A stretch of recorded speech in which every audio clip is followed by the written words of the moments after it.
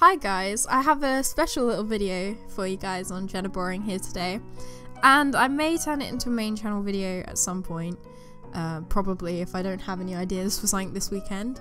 I will just use the same footage again, but basically today we're going to be talking about Akira's crazy old backstory, and I have with me the fabulous Eden, who you may remember from my failed 24-hour live stream. Hello guys, it's been a long time, hasn't it? It's been almost a year since we tried to do that 24-hour live stream. We are thinking of redoing that Encore, yeah, but maybe starting it in the morning so it isn't a failure again. But anyway, I digress. The point of this video today is to tell you the crazy story that Akira used to have around her. It just got so confusing. There were so many plot holes and it was so paradoxical and it just wasn't working. And I'm using this as an example, maybe a little bit of a PSA to you character creators out there, or story writers or authors or whoever.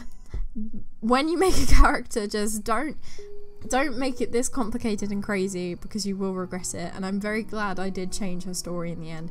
But you'll be seeing an old drawing here on the screen right now. So Eden, what comes to mind when you see this drawing I've got on the screen right now? I think she's a happy, jolly old pal, ready for adventure. She's like, yes, I just came from the future.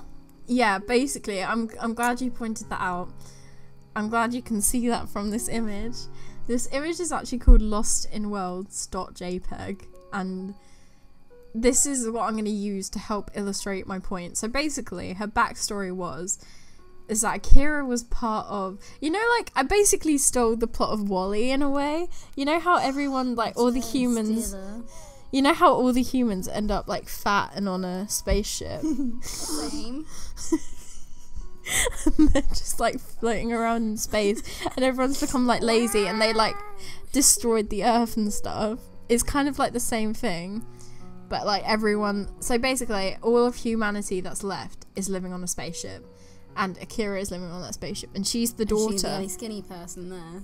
No, they were all just they were all fat. No, they're all like a mix of, I didn't steal the like weight part from WALL-E.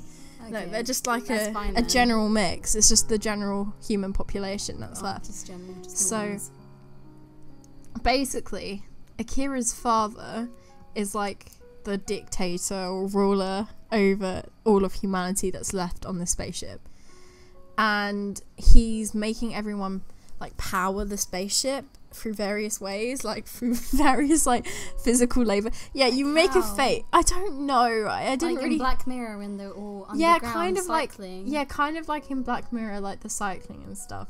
They're all just powering it in like different forms of manual labor, and Akira's like, dude, that's like whack. I don't like this.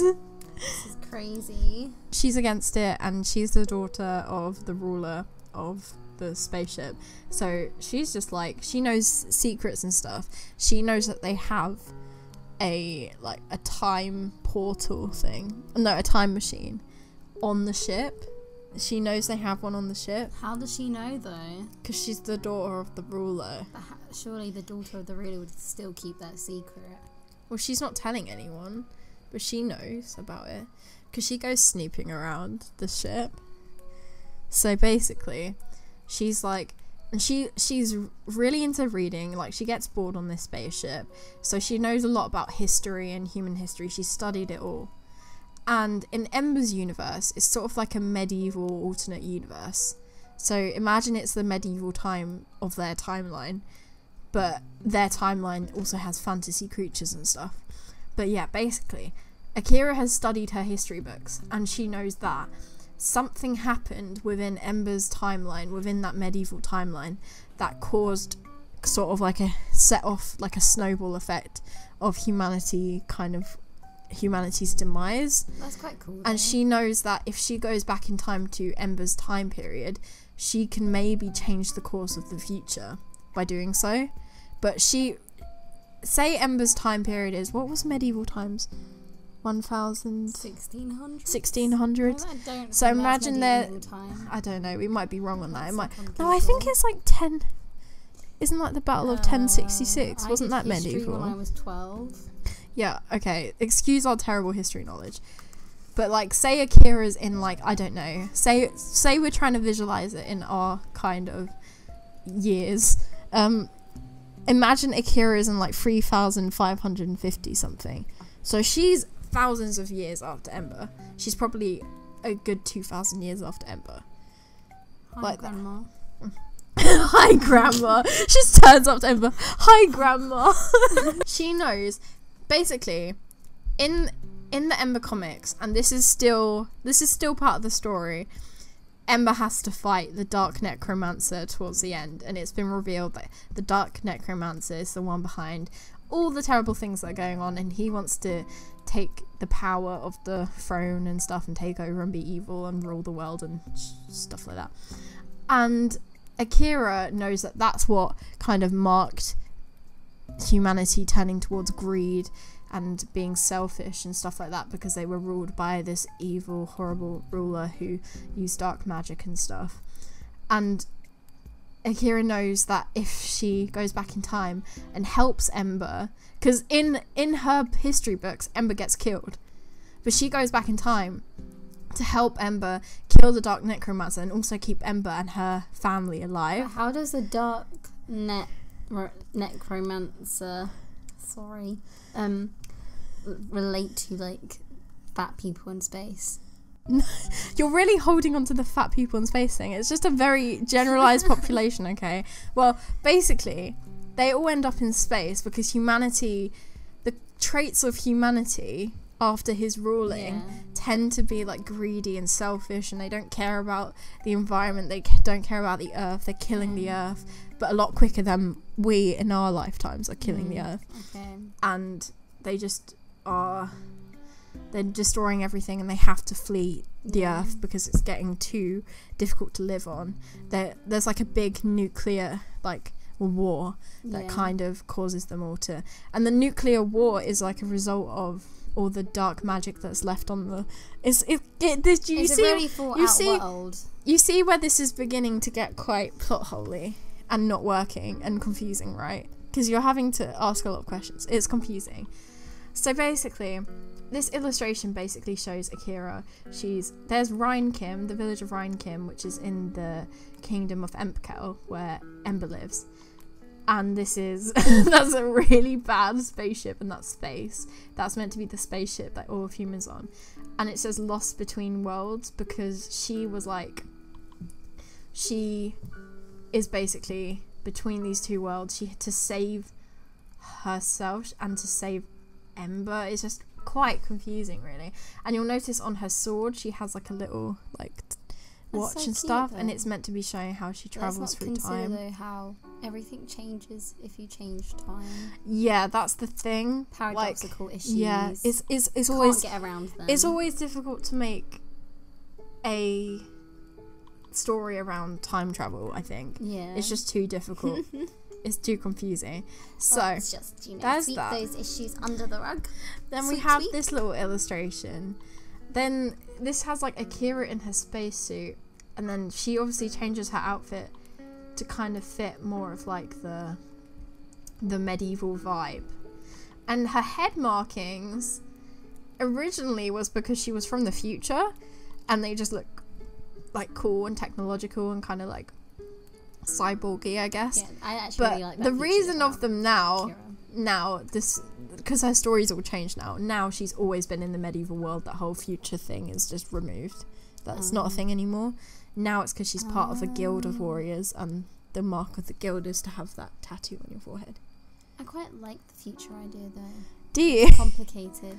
But yeah, so that was like meant to be her Kingdom Mirror kind of having a bit of an identity crisis, because I don't know, I guess it would be a bit traumatic to have to, you could actually like give up on to like relate to, life issues.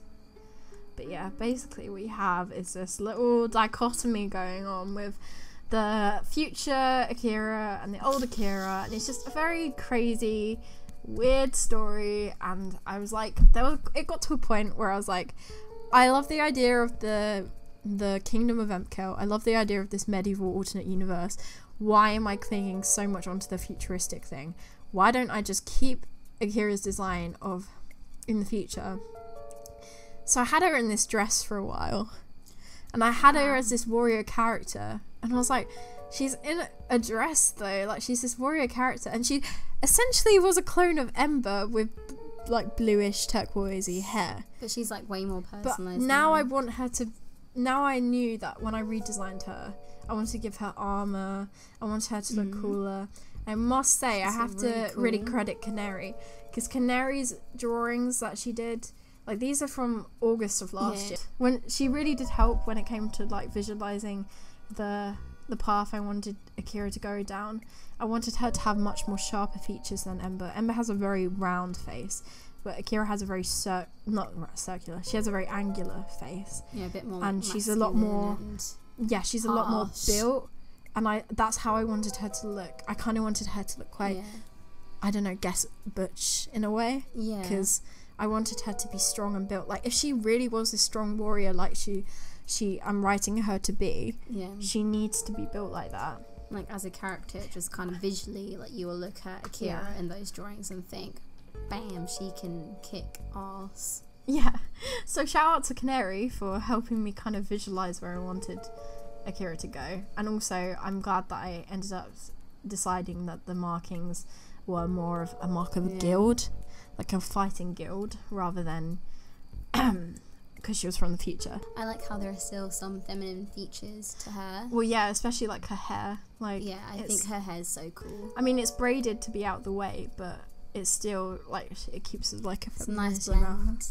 Yeah, I think she's a really. I hope you guys enjoyed this. It was just a little bit of a discussion, really, about banter, a little bit of bants about how I decided to change my character. Because I know people ask about it a lot.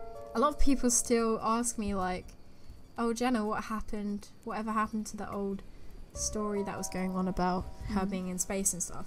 And I think for the last portion of this video, I might actually show you guys an old speed paint. Hang on, part of an old speed paint. So this is like the first time we ever see Akira on my channel, which is crazy. And then we have more of like the markings all around. This is 2015, so I was 16 when I drew this. Like you wouldn't look at Ember and think she was a warrior. Like you definitely get the futuristic vibe from her. Yeah. But like you don't get that kind of warrior vibe. No, definitely not. You also don't get, I don't know, like I always wanted her to be this badass character, and you just don't get that from her. She just looks kind of cute, really. She does look very cute. It's crazy how much my art style looks different as well. It's like your idea of like your character design skills have like improved so much. Oh, thanks. I'm glad you think so. Cute. Kiwi. Kiwi. Let me find the very last part of this video I want to show you. Just sticky. Just somewhat sticky. It's a bit of chocolate. She's got a tiny bit, a rogue bit of milk dud on the desk. Lovely. It's a gift for you.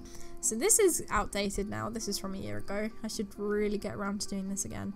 But especially now, if you look at them, 2018 version.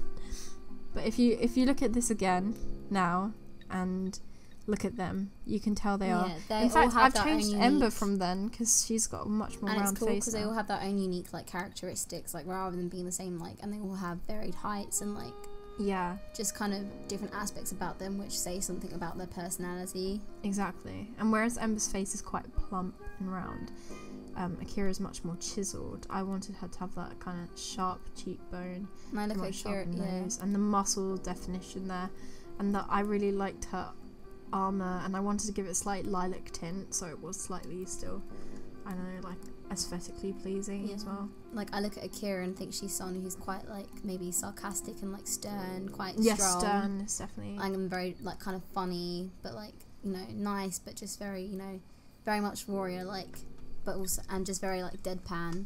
And whereas I look at someone like Lila and I think she's really cute and just kind of innocent, but kind of practical, and someone who's quite humble as well.